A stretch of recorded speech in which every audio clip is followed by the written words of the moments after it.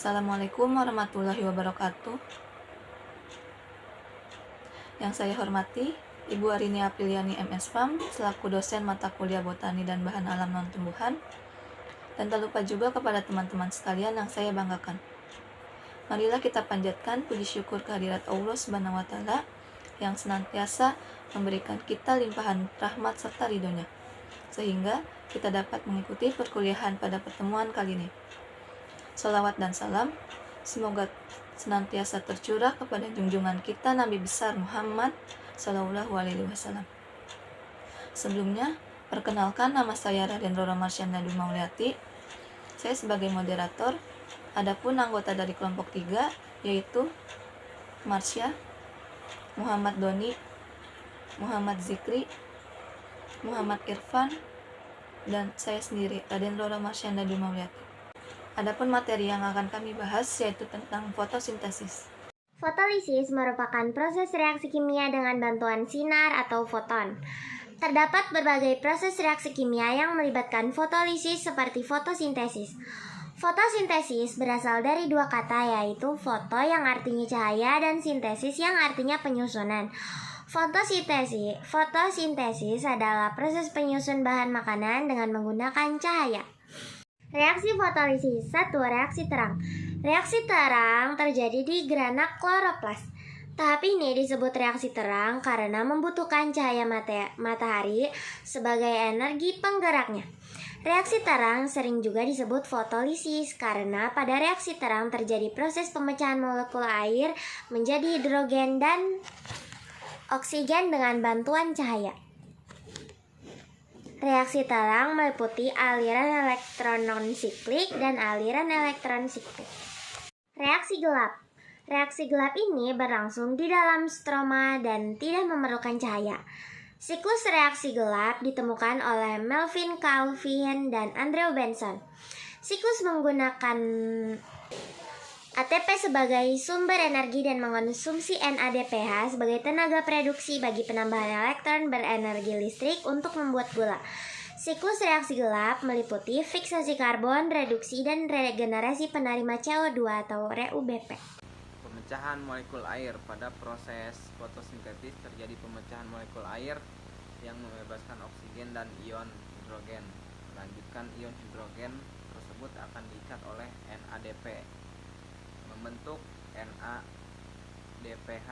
Dalam proses fotosintesis pada tahap reaksi terang melalui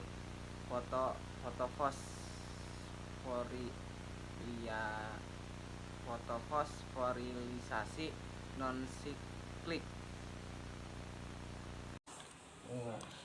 Penambatan CO2, penambatan karbon dioksida dan sintesis karbohidrat dalam proses fotosintesis setelah kloroplas menangkap energi cahaya untuk menghasilkan NADPH dan ATP. Kedua molekul ini yang mempunyai tenaga mereduksi CO2 yang ditambat menjadi gugus karboksil asam 3 karbon. Sebenarnya hanya NADPH yang merupakan reduksi, sedangkan ATP hanya memperlancar proses reduksi. Walaupun tumbuhan mempunyai mekanisme berbeda-beda dalam penambatan CO2 menjadi asam organik, NADPH dan ATP selalu terlibat dalam reduksi sampai terbentuknya karbohidrat. Metabolisme karbohidrat. Apa itu metabolisme? Metabolisme adalah sebuah proses kimiawi yang terdapat di dalam tubuh makhluk hidup.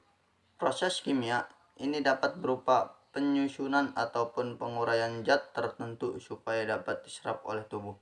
Apa itu karbohidrat? Karbohidrat yaitu senyawa organik terdiri dari unsur karbon, hidrogen, dan oksigen. Karbohidrat merupakan sumber energi dan cadangan energi yang melalui proses metabolisme. Metabolisme karbohidrat. Metabolisme karbohidrat adalah proses kimia yang berlangsung dalam tubuh makhluk hidup untuk mengelola karbohidrat, baik itu reaksi pemecahan maupun reaksi pembentukan. Berdasarkan gugus gula penyusunan, karbohidrat terbagi atas 4.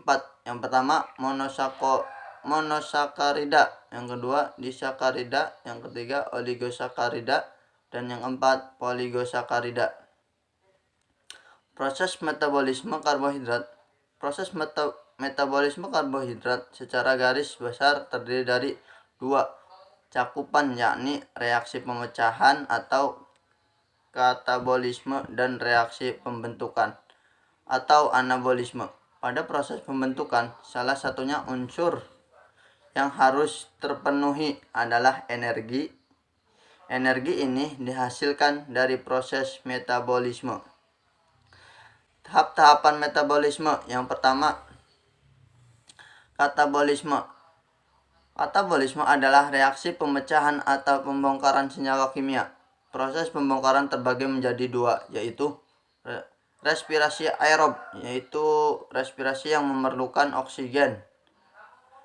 B. Respirasi anaerob, yaitu respirasi yang tidak membutuhkan oksigen. Yang kedua, anabolisme.